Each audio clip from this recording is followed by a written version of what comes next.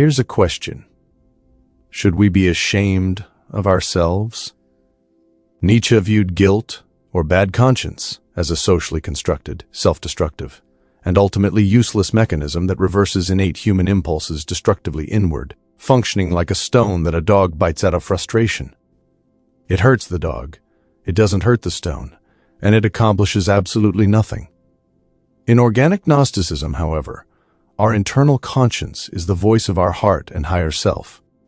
It wards off self-defeating illusions and spooks, fostering empowerment and integration rather than isolating oppression.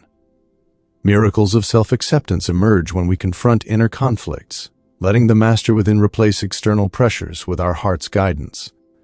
Let's take a deep dive on a very important topic that can empower you in a practical and meaningful way.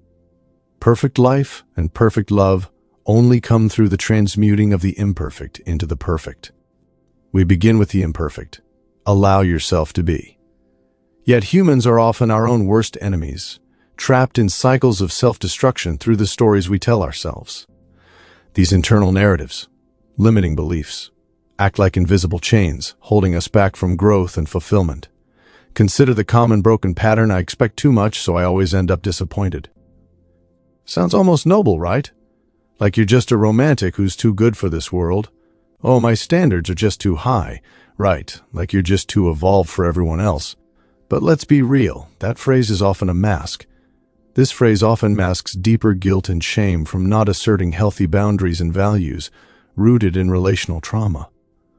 We might pursue connection intensely, driven by a longing for intimacy, only to pull away when it demands vulnerability or healthy assertion, repelling the very closeness we crave. Instead of owning this, we rationalize by blaming our high expectations or labeling others as inadequate, giving power to external judgments while avoiding the shame of our unexpressed needs. In reality, this broken record attracts the same disappointing scenarios over and over, reinforcing the belief that fulfillment is unattainable, until we break free by adopting new behaviors, like identifying our core values, practicing assertive communication to set boundaries early, and responding to triggers with self-redirection rather than an unconscious retreat. Or take the habit of being overly harsh on oneself in a self-destructive cycle where life's imperfections amplify imposter syndrome. Not feeling good enough or whole enough. I'm too hard on myself for failing again, we might admit. Yet this self-criticism dismisses our blind spots, those hidden flaws in our perception that lead us to repeat the same mistakes. Instead, we rely on wishful thinking, telling ourselves what's mine is waiting for me, and that all we have to do is let things fall into place, rather than owning our role in the dysfunction and making simple, practical changes to dismantle limiting beliefs and replace false responses with assertive, reality-based actions. For instance, someone seeking career success might sabotage promotions by overcommitting to prove their worth, only to burn out and withdraw, repelling opportunities while blaming unfair bosses or a cutthroat industry. Or it sounds like, I can't save money right now. I am a single parent. This chain of dysfunction keeps us caged, fixated on internal turmoil rather than the present moment, until we break it with alternative responses, such as setting realistic goals and seeking feedback to build self-awareness and competence. These limiting beliefs manifest as false responses, the disconnect between what we truly feel and how we act. For instance, someone might ask if we're okay, and we reply yes even when turmoil brews inside, fearing vulnerability. Other examples include abandoning projects midway, because the grass is always greener elsewhere, saying things to oneself like, I don't have the time to work on my creative projects. Perhaps it's avoiding romantic pursuits due to an irrational fear of rejection. These responses are protective shields, born from past pains, but they ultimately divide us. They separate our mental rationalizations from our emotional truths and physical instincts, leading to stress, fragmented relationships, and even mental health struggles.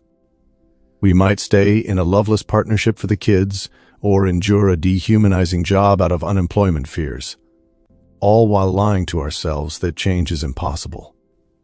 As long as we externalize blame, it's them, not me, we avoid the hard work of ownership.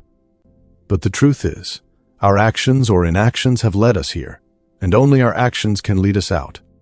Over and over again, our false responses get in our way and cause us to trip and fall right before we reach the finish line.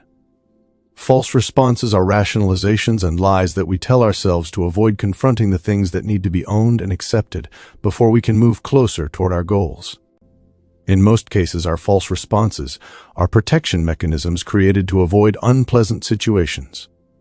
We are all blessed with a wide range of sensory awareness and life experience.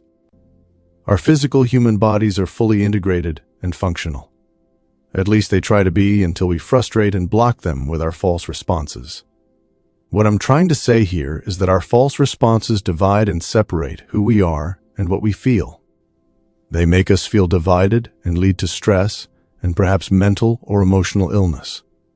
When we want something and can't get it, there are two paths we can follow. The easiest option is to rationalize and lie to ourselves that someone or something is preventing us from the achievement of that goal or desire. As long as the cause of our personal failure lies external to us, we have no reason to change or try harder. The second path is much harder. We have to own up to the fact that our own actions have brought us to our current situation, and our own actions must carry us forward out of them. The reason we can't achieve our goal or fulfill a desire is because we are either doing something wrong or are not ready yet. When we hit the brick wall, we need to realize that it usually manifests when we are going in the wrong direction. Rationalizations and lies are mental in nature. This means that mentally we can't find a way that will reach our goal. It does no good to tell ourselves that our body is wrong or that our emotions are wrong. We sense what we sense and we feel what we feel. Those are true things. We just don't fully understand them. The danger intensifies when these patterns spill into our interactions with others. We have each experienced being looped into a lie by a subtle force. This brings us into the topic of manipulation. We become victims of subtle manipulations, not just those inflicted by people around us, but the ones we unwittingly perpetrate on ourselves and others. We might downplay our needs in conversations, sending mixed signals that leave others confused about our intentions. Worse, we fail to recognize when others do the same to us. A partner guilting us into compliance either through subtle means or through a malicious need to harm. A colleague undermining our ideas with passive-aggressive remarks. This blind spot to manipulation keeps us caged, reinforcing limiting beliefs that we're unworthy or incapable. To break free, we must cultivate healthy communication, drawing from the insights of experts like Dick Sutphin, whose work on hypnosis and subconscious programming emphasizes recognizing and dismantling these false narratives. Sutphin teaches that by staying present and refusing to feed into self-deceptive responses, we can reprogram our minds for empowerment. His techniques highlight how limiting beliefs trap us in reactive cycles, urging us to replace them with affirmative, reality-based thinking that fosters genuine connections and personal agency. Sutphin was a hypnotist, a researcher, and a bit of a counterculture figure who wrote extensively about subconscious programming. His seminal concept was the battle for your mind.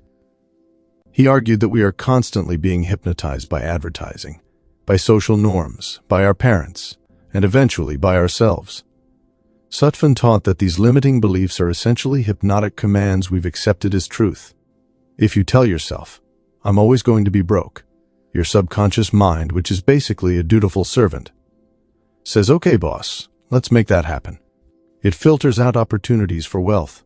It highlights reasons to spend. It makes the belief reality. We become victims of these subtle manipulations. When you downplay your needs in a conversation, sending mixed signals. You want your partner to know you're hurt, but you say, "It's fine." That's a manipulation. You're testing them. And worse, we fail to see when others do it to us. A partner might guilt us into compliance, or a colleague might undermine us with passive-aggressive remarks. If we have a blind spot, if we believe deep down that we aren't worthy, we let that manipulation in. We accept the programming. Sutphin's solution was radical presence. He taught that to break the spell, you have to stay awake.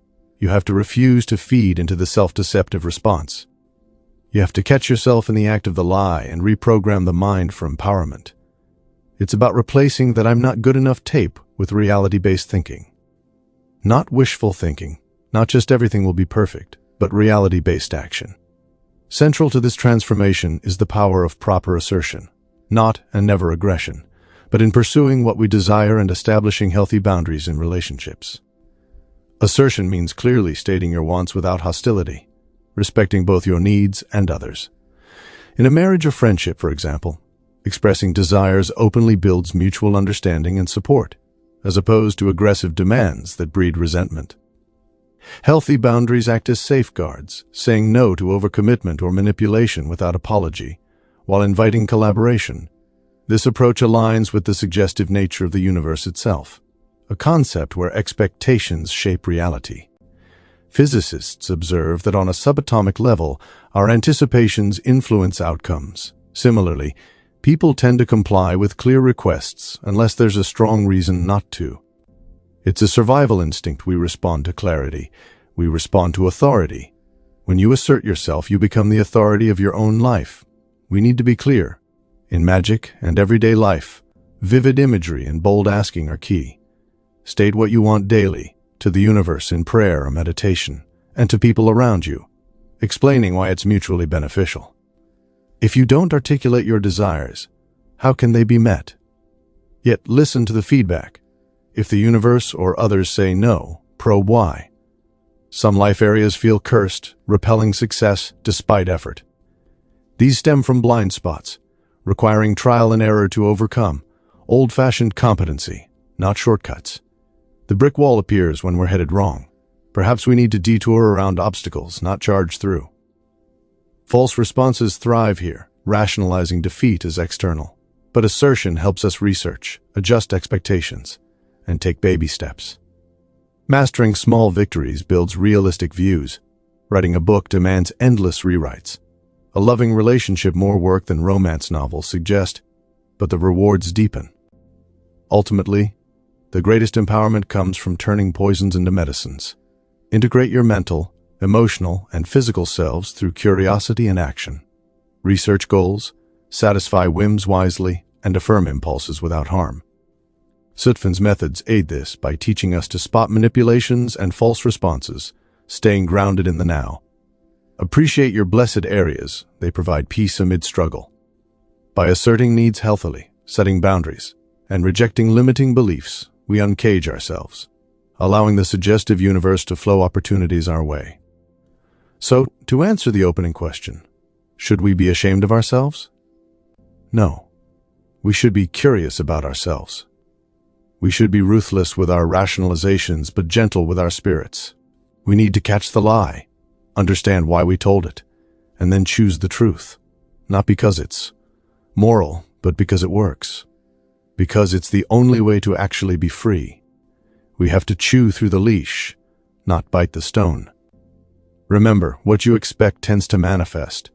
So expect liberation and act accordingly.